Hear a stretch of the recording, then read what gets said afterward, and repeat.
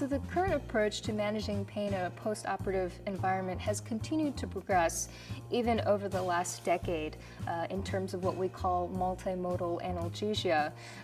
The focus of my talk is more in the remote term. So after a patient leaves the hospital, after they finish their surgery and had this intensive experience, where do they go in terms of how do they take their pain medications, and specifically, how do they stop taking their pain medications? And what we've realized is that there's really a broad range of factors that don't necessarily deal only with pain.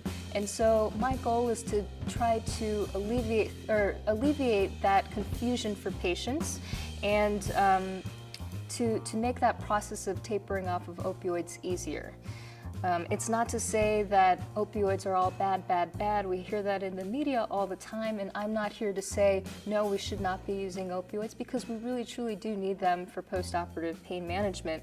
But just how can we use them safely and minimize risk for as many patients as possible while informing the public?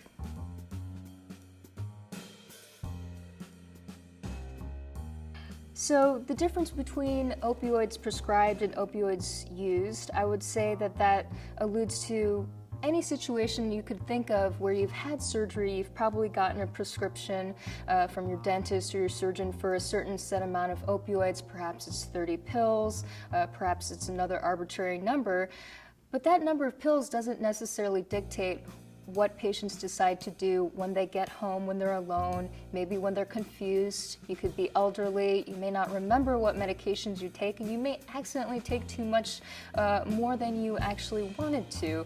And so there are so many factors that go into how many pills do people take after surgery. And my research is really to delve into that and help ultimately lessen the confusion, increase the safety, and minimize that long-term opioid exposure and potentially leading to opioid misuse. You know, that's kind of the area of my cutting-edge research. I do have a grant from the National Institutes on Health, the National Institute on Drug Abuse, and particularly to look at pilot interventions that we can trial to see, you know, what would be the best approach to help people taper off their opioids. So stay tuned. So hopefully our study is wrapping up in 2018, but I'm sure we'll have results long before then.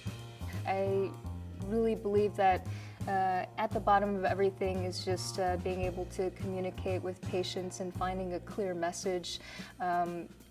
There, you know, is that doctor-patient relationship, but I really believe in a truly collaborative spirit, and hopefully we'll be able to develop some measures to help people so they don't feel so alone or confused after surgery and confused about how to take their medications.